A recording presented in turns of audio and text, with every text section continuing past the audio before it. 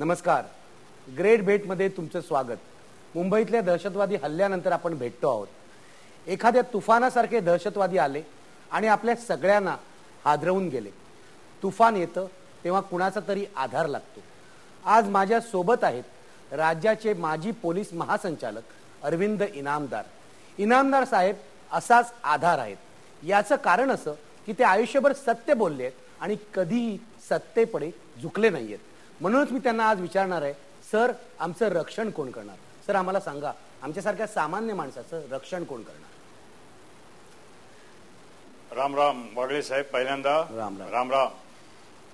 आपण आपला इंटरव्ह्यू सुरू करायच्या अगोदर जे आमच्या पोलीस मधले शहीद झालेत सगळे, अगदी करकऱ्यांच्या पासून, कामटेंच्या पासून किंवा साळसकरांच्या पासून जो अगदी शेवटचा भाग म्हणजे कॉन्स्टेबल पर्यंत आणि आपली एवढी जनता, त्या सर्वांना पहिल्यांदा आपण वंदन करूया, त्यांना एक श्रद्धांजली अर्पूया आणि त्यानंतर आपलेही सुरू करूया. वागळे साहेब, खरं सांगायचं म्हणजे हाच प्रश्न मलाही होता. अनेक लोकांनी मला फोन करून विचारलं. मी रस्त्यावरती मुंबईमध्ये हिंडत असतो, महाराष्ट्रात सगळीकडे जात असतो, भारतातही जात असतो. त्यावेळेला सगळ्यांनी हाच प्रश्न विचारला की साहेब आम्हाला आता भीती वाटते. बस एक प्रकारचं बरं का वैफल्य आल्यासारखं झालं, रेस्टलेसनेस ज्याला म्हणता येतो.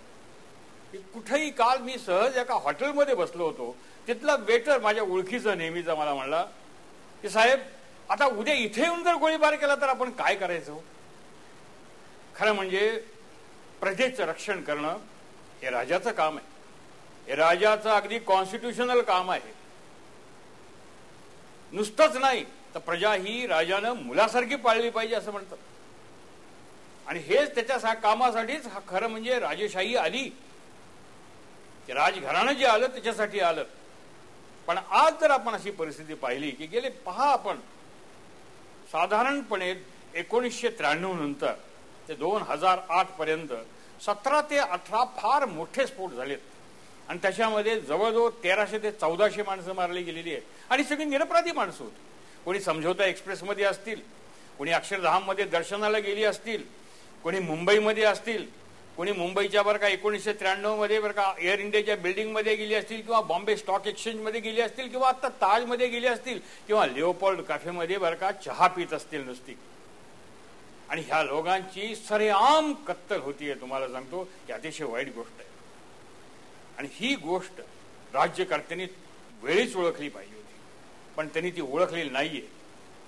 कारण एके ठिकाणी संस्कृतमध्ये फार सुंदर सांगितलंय की शत्रू माहिती असून सुद्धा जेव्हा आपण स्वस्थपणे राहतो त्याचा अर्थच असा आहे की कुशीमध्ये आपण विस्तव घेतो आणि वाऱ्याला उभा राहतो. ते कुशीमध्ये विस्तव घ्यायचा आपण लक्षात ठेवा आणि वाऱ्याच्या समोर उभा राहायचा, अशी आजची परिस्थिती चालू आहे. आणि ही जर परिस्थिती आपल्याला जर खऱ्या अर्थानं हँडल करायची असेल तर सर्व देशातल्या नागरिकांनीच उठाव केला पाहिजे असं माझं मत आहे. सर्व देशातल्या नागरिकांनी उठाव केला पाहिजे अगदी. आणि आपले नागरिक आता संतापलेले आहेत. मी तुम्हाला त्याच्याकडे येतो नंतर, पण मला तुम्हाला विचारायचं, तुम्ही मगाशी 1993चा उल्लेख केला. 93 साली या शहरात पहिल्यांदा बॉम्बस्फोट झाले. तोपर्यंत या शहराने बॉम्ब असे हल्ले बघितले नव्हते. आणि आत्ताचा हल्ला, आत्ता बॉम्बस्फोट नव्हते, अतिरेक्यांनी सीएसटी स्टेशनवर जाऊन अगदी बेबंद गोळीबार केला. तिथे 2 हॉटेलमध्ये घुसून त्यांनी ओलीस धरले. अशा प्रकारचा हल्ला आपण कुणीही बघितला नव्हता. मला सांगा, एक वरिष्ठ पोलीस अधिकारी, इतकी वर्ष तुम्ही 50 वर्ष पोलीस दलात होतात, अशा प्रकारचा टेररिस्ट अटॅक याचं विश्लेषण तुम्ही कसं कराल?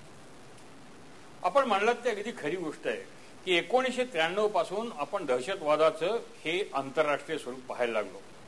कारण बाबरी मस्जिदवरती झालेला बरं का हल्ला आणि त्याच्यानंतर 1993 मध्ये मुंबईमध्ये 13 ठिकाणी स्फोट झाले. आणि आपण साधारण पाहाल तर अर्ध्या पाऊण तासाच्या आतमध्ये ते सगळे स्फोट झाले. त्यानंतर लोकलमध्ये स्फोट झाले, दिल्लीमध्ये स्फोट झाले, हैदराबादमध्ये स्फोट झाला, कोइंबतूरला स्फोट झाला. आणि हे सगळे स्फोट जर आपण पाहाल तर 10, 15, 20, 25 मिनिटाच्या अंतराने होत होते. त्यावेळेचा हल्ला मात्र विलक्षण पाशवी, विलक्षण क्रूर आहे. आपण लक्षात तेव्हा ऑल ऑफ ए सडन ही 15-20 मंडळी काय येतात काय. आणि मुंबईतल्या लिओपोल्ड कॅफे पासून ते नरिमन हाऊस ते सीएसटी म्हणजे आपलं छत्रपती शिवाजी महाराज टर्मिनस ते कामा बिल्डिंग त्याच्यानंतर मेट्रो, तिथे येऊन हल्ला चढून बेधुंद फायरिंग करतात. आपल्याला तुम्हाला सांग, त्यांना कुणाची भीती वाटत नाही. त्यांना या मुंबईची संपूर्ण माहिती आहे. ते टॅक्सीने जातात, इतकंच काय पोलिसांना मारतात आणि त्यांची बरं का गाडी घेऊन जातात.